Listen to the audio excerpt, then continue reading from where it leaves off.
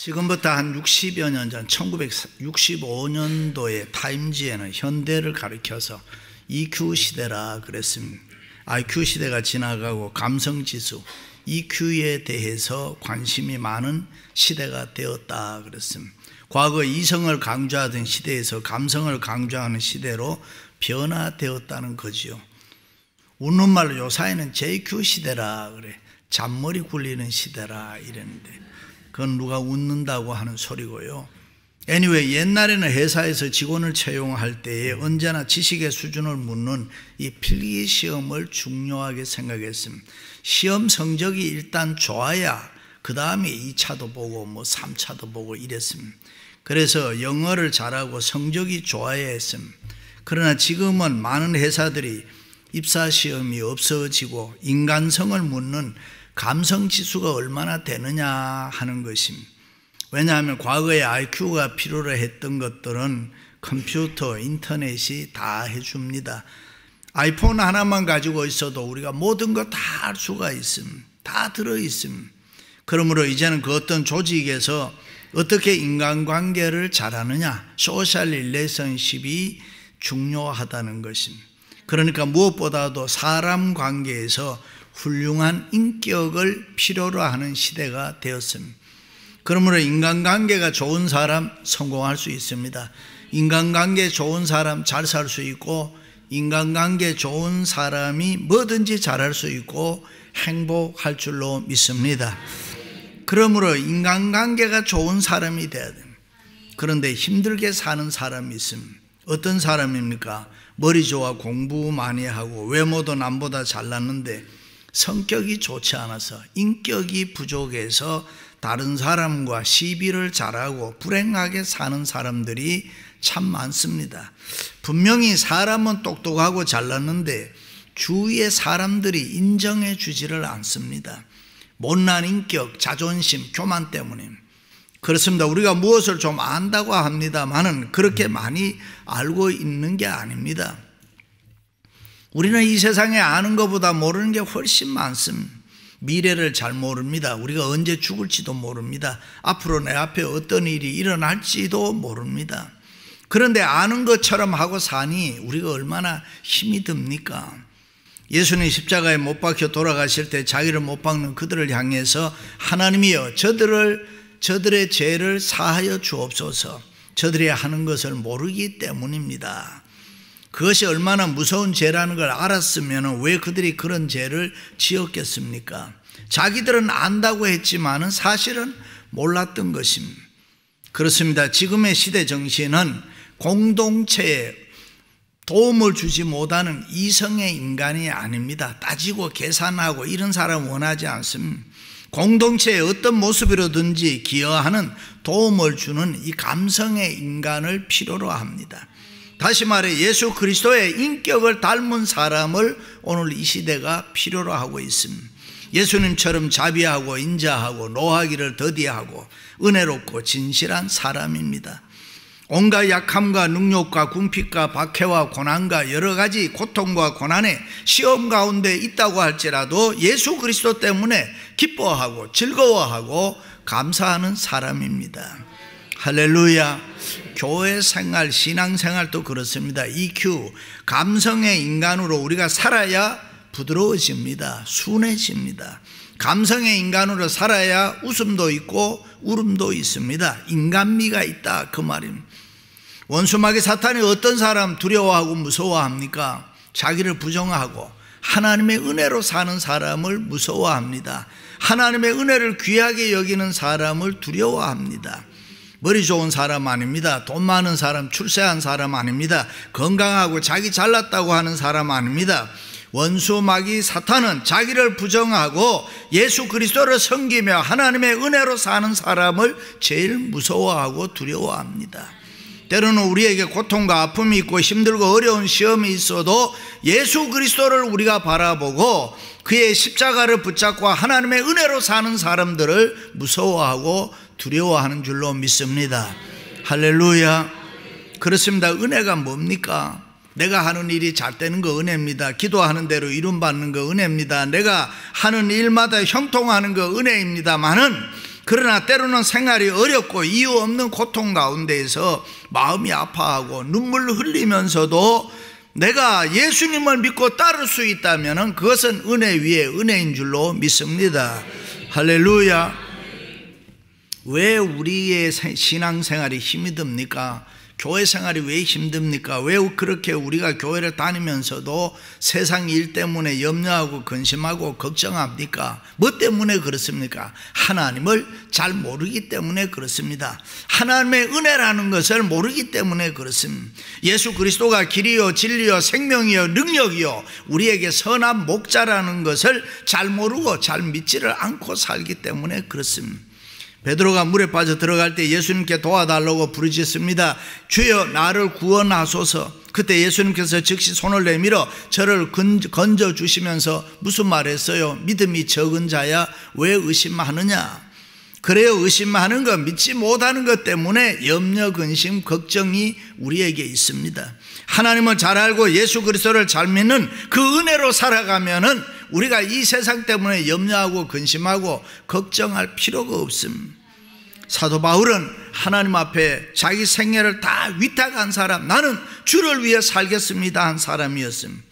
자기의 전 생애를 바쳐서 하나님 앞에 깨끗하게 순종하고 헌신하고 충성하고 내 인생은 주님만을 위해 살겠습니다. 주의 종이었습니다. 그런데 생애 속에 보면은 고통과 아픔이 많았습니다. 그 고통과 아픔이 너무 힘이 들어서 특별히 3차례 걸쳐서 금식했든지 아니면 작정 기도했든지 철야했든지 뭐 좌우간 기도를 했습니다. 그런데 응답이 없었습니다. 하나님을 위해서 생명 바쳐 전적으로 헌신하고 충성하며 살겠다고 했으면은 당연히 하나님이 그를 도와주시고 그의 기도를 들어주셔야 되지 않습니까? 무엇인가 그에게 도와주고 그에게 넘치도록 축복해 주셔야 그게 당연한 거 아닙니까? 그런데 하나님께서는 그렇게 하지 않았습니다. 세상적으로 인간적으로 보면 이해할 수가 없습니다. 한번 생각해 보세요. 바울이 세상적으로 뭐 받은 축복이 있습니까? 성경 바울 서신을 아무리 봐도 별로 없습니다.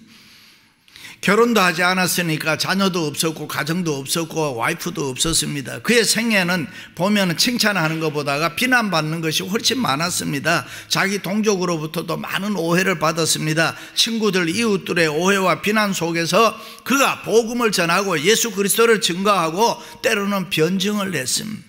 그뿐입니까? 육체에 가시가 있었다고 했습니다. 쉬운 말로 몸에 아주 심한 불치의 병이 있었습니다. 내 몸이 아프다는 거 제일 서러운 일인데 내 몸이 아플 때에 나를 위로해 줄 수 있는 사람이 없습니다. 그리고 몸은 아파 고통스럽습니다. 그것이 얼마나 힘들었으면 때로는 하나님의 일에 방해를 하고 하나님의 일에 손해를 주기 때문에 사단의 사자라고 불렀습니다. 어떤 학자는 바울이 큰 글자를 볼 수 없으니까 대피를 많이 시키니까 아마 눈이 안 좋았을 것이다. 그것은 안질이다. 또 어떤 학자는 주기적으로 찾아오는 열병이다. 또 어떤 학자들은 혼자 살았으니까 이성의 문제가 심각했을 것이다. 그러나 많은 학자들의 공통된 견해는 이 병을 간질이라고 합니다.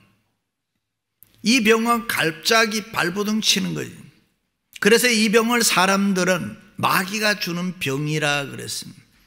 그러니 여러분 한번 생각해 보세요. 주의 종이 돼서 이렇게 설교하다가 발작을 내서 거품을 품고 야단치다가 쓰러져 보세요.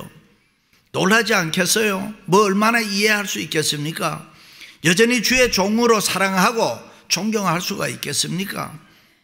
뭐 여러분은 믿음이 좋고 마음이 착하니까 혹 그럴 수 있다고 하지만 보통 사람들은 그러지를 못합니다. 시험이 듭니다. 누가 예수 믿겠어요? 너나 잘 믿어라. 너 병이나 고쳐라. 주의 종 목회자가 덕이 안 된다라고 뭐 여기저기서 말하지 않겠습니까? 보통 시험에 든 사람들이 이런 말을 가끔 합니다. 목사나 사람 보고 교회 나가냐? 하나님 보고 교회 나가지. 맞는 말 같으면서도 틀린 말이죠. 하나님이 보여야지요. 교회는 보이지 않는 하나님 보고 나가는 것이 아니라 보이는 사람 보고 나가는 것입니다.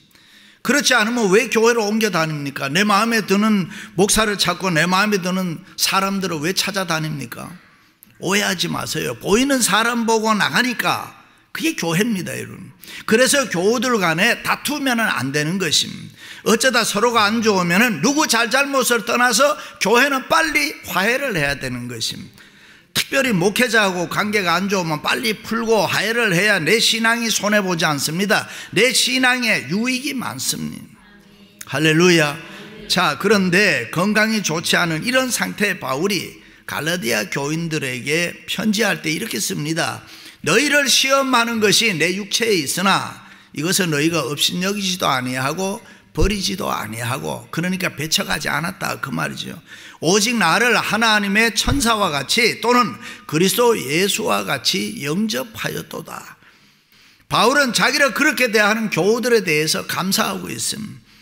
갈라디아 교인들 대단하지 않습니까?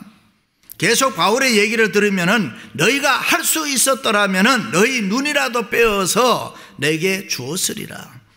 현대교회에서 보면은 고전 같은 이야기지. 참으로 대단합니다. 수준 높은 신앙입니다. 그렇습니다. 무슨 병인지는 몰라도 바울에게 고통스러운 병이 있었다는 것은 사실입니다. 그리고 그 병이 혼자만 아는 병이 아니라 다른 사람 성도들에게 주의 종으로서 시험을 줄 수 있는 병이었다는 것도 사실입니다. 그러나 바울이 얼마나 괴롭고 고통스러웠겠습니까? 다른 사람의 병은 많이 고치는데요, 그런데 자기는 이렇게 자기 병을 못 고치고 힘들어 한단 말이지. 어째서 내 병은 고칠 수 없단 말인가? 내게 있는 이 병만은 고쳐야 되겠다. 어떤 일이 있어도 고쳐야 되겠다. 뜻을 정해서 하나님 내 병 고쳐주세요. 내 병 고쳐야지 내가 좋은 목사가 될 수가 있습니다. 뭐 하나님 앞에 작정 기도했다는 거 당연하지 않겠습니까? 그런데 하나님은 그 병을 고쳐주지 않았습니다. 내 은혜가 내게 족하다 했습니다. 내 은혜가 내게 준 은혜가 만족하다. 너 자신도 그만하면 됐다 그 말. 원문에 보면 충분하다. My grace is sufficient for you. 너에게 있어야 될 거 충분하다 그 말. 다 됐다, 괜찮다 이런 말. 모자라는 것이 하나도 없다는 것입니다. 드디어 바울이 하나님의 뜻을 깨달았습니다. 내 은혜가 내게 족하다, 내 은혜가 충분하다. 여기 충분하다는 말은 뭡니까? 이 땅에서 우리가 하나님의 은혜를 받으면 받을수록 우리는 어떤 태도를 가지고 이 세상을 살아야 됩니다. 이 땅에 살면서 우리가 하나님의 축복을 많이 받으면 많이 받은 사람일수록 우리는 어떤 모습으로 살아야 됩니다. 그것은 하나님을 기쁘시게 하고 하나님의 영광을 위해서 살아야 할 줄로 믿습니다.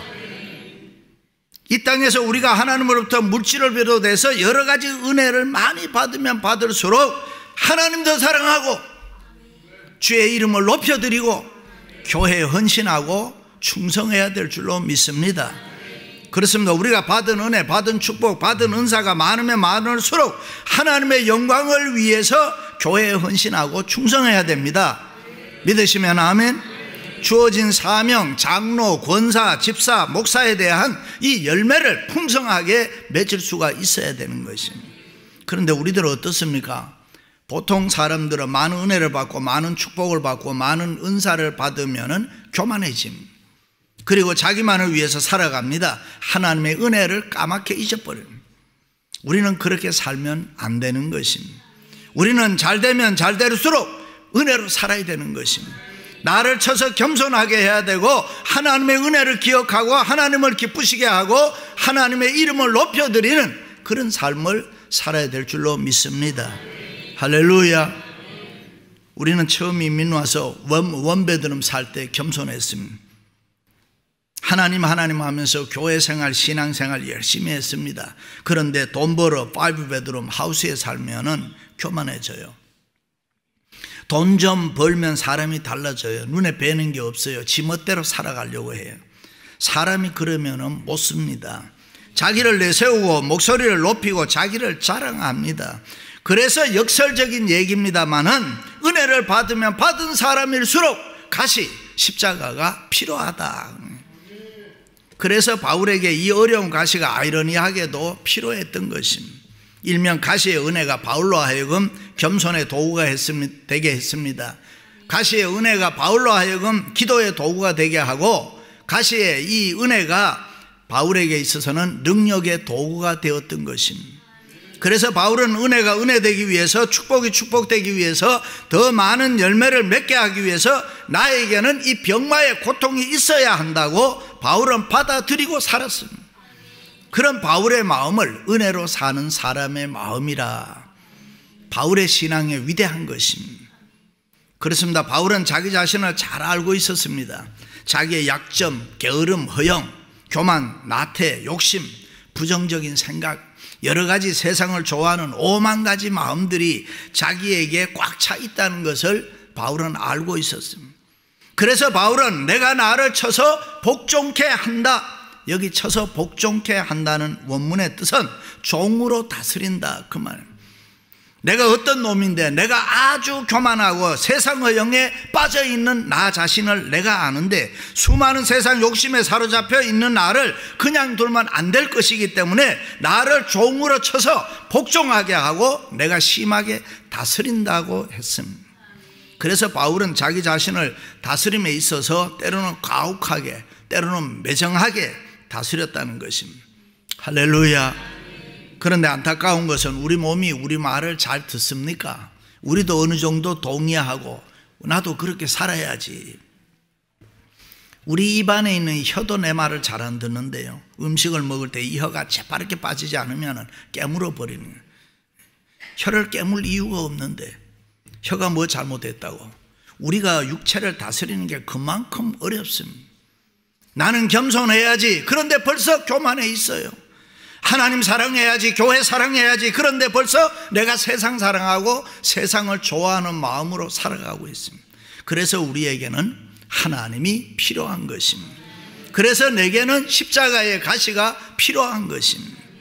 믿습니까? 그 육체의 가시를 가지고 우리를 하나님이 겸손하게 합니다. 내가 나를 쳐서 복종케 못하니 하나님이 나를 쳐서 나로 하여금 복종하게 만드는 것입니다. 버려야 할 것을 내가 버리지 못할 때에 하나님이 강제로 나로 하여금 버리게 만들고, 끊어야 할 것을 끊지 못할 때에 하나님이 강제로 내게서 끊어버리게 하는 것입니다. 그것을 바울은 하나님의 은혜라 그랬습니다. 다윗왕도 하나님의 은혜를 아는 사람, 자기를 죽이려고 수없이 쫓아다닌 사울왕을 여러 번 죽일 수 있었지만은 죽이지 않았다. 수많은 미움을 받으면서도 자기가 같이 미워하지 않았다. 하나님께 버림받은 사울을 끝까지 기름 부음 받은 하나님의 종으로 섬기면서 살았다. 왜냐하면 하나님의 은혜를 알았기 때문에. 그렇습니다. 은혜로 사는 사람은 세상을 살 때 늘 좋은 쪽으로 생각을 합니다. 하나님의 은혜가 있으면 다 잘 된다라고 생각하고 다 잘 될 것이라고 생각하기 때문에 모든 것을 다 긍정적으로 받아들입니다. 모든 것이 잘 될 거야. 아무리 힘들고 어려운 사업이라도 하나님이 도와주셔서 잘 될 거야. 우리 아이들 하나님이 복 주실 거야. 그렇습니다. 여러분은 세상을 살 때 무엇이든지 좋은 쪽으로 생각합니까? 아니면 나쁜 쪽으로 생각합니까? 우리가 어느 편으로 보느냐에 따라서 우리 앞에 있는 문제는 분명하게 달라지는 것입니다. 우리가 하나님의 은혜로 보면 주위가 다 은혜스러운 것입니다. 우리가 하나님을 먼저 보고 다른 사람을 보면은 새롭게 다르게 보이는 것입니다. 하나님의 은혜로 보는 사람은 모든 것을 다 은혜로 보기 때문에 안 되는 게 없습니다. 불평이 없습니다. 불만이 없습니다. 사울을 보고 그 손자 무비보셋을 보면 그를 죽여야 합니다. 그러나 요나단을 보고 그 아들 무비보셋을 보면은 그를 사랑합니다. 그러므로 우리가 은혜로 살 때 사람이 다르게 보이고 세상과 언제나 다 다르게 보이는 것입니다. 은혜로 사는 사람에게는 조건이 없습니다. 잘났다 못났다 있다 없다 건강하다 병들었다 성공했다 뭐 실패했다 아무 조건이 없습니다. 우리가 은혜로 살아가면은 된다 안 된다라는 것이 할 것이 없습니다. 우리가 지금까지 한량없는 하나님의 은혜를 받아와 살아왔고 우리가 그 은혜로 앞으로도 살아갈 것이기 때문에 우리는 세상에 대해서 불만이 없는 것입니다. 그 은혜에 바울은 감격해서 만삭되지 못한 나를, 아니 재수 같은 나를 하나님 어떻게 이렇게 사랑하십니까? 라고 고백했는데 이것이 은혜로 사는 바울의 마음이었습니다. 그럼 하나님의 은혜, 하나님의 능력이 바울은 언제 나타났다고 합니까? 바울은 내가 약할 그때에 나타난다라고 했습니다. 내가 약할 때, 내가 아파 눈물 흘릴 때, 내가 견디기 힘들어 어려워 쓰러질 때에, 그때에 하나님의 은혜가 내게 나타나고 내게 주어졌다라고. 할렐루야.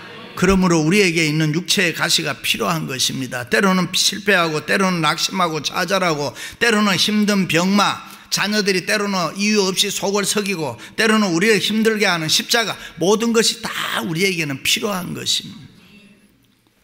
여러분이 잘 아시는 대로 사람은 자기 자신을 잘 알지를 못합니다. 특히 남자보다 여자는 더 잘 모르죠. 그래서 여자가 이상한 짓을 할 때는 왜 그러냐고 물을 필요가, 물으면 큰일 나는 거예요. 여자 자신도 모르는데요, 그냥 내버려 두는 게 상책입니다. 인간은 인간을 잘 모릅니다. 태어날 때도 몰랐지만 죽을 때도 모를 것이고요, 과거도 몰랐지만 미래도 모릅니다. 그러나 우리가 믿는 하나님은 다 아십니다. 하나님은 우리를 다 아십니다. 알아도 너무 잘 아십니다. 하나님만이 우리의 미래를 알고 계십니다. 그래서 시편 기자는 그가 나를 지으심이 심히 기묘하심이라. 옛날에 보면 신묘막측하심이라 그래. 다시 말해서 내가 상상할 수 없을 만큼 하나님은 나를 잘 아신다는 것입니다. 하나님은 우리를 너무나 잘 아신다는 것입니다. 그러므로 그가 나에게 주는 그 어떤 아픔이나 고통이나 고난이라고 있다고 할지라도 그것은 다 나에게 필요한 것이기에 하나님이 내게 주신 것이라, 그것을 은혜라고 합니다. 하나님은 우리들의 형편과 처지를 다 알고 계십니다. 지금 좀 힘들고 어렵고 눈물 나고 고통스러운 일이 있어도 그것은 어디까지나 하나님이 우리에게 필요로 해서 허락된 은혜인 것입니다. 그 은혜가 마침내 여러분들을 더 좋은 사람으로, 더 훌륭한 신앙인으로 만들 것을 믿습니다. 할렐루야. 그래서 우리는 돈 없으면 어때요? 병들면 어때요? 가난하면 어때요? 자식이 속썩이면 어때요? 그런 것들 때문에 더 큰 은혜와 축복이 우리에게 넘치고 넘칠 줄로 믿습니다. 사랑하는 성도 여러분, 여러분 모두 은혜로 살아가시기를 주님의 이름으로 축원합니다.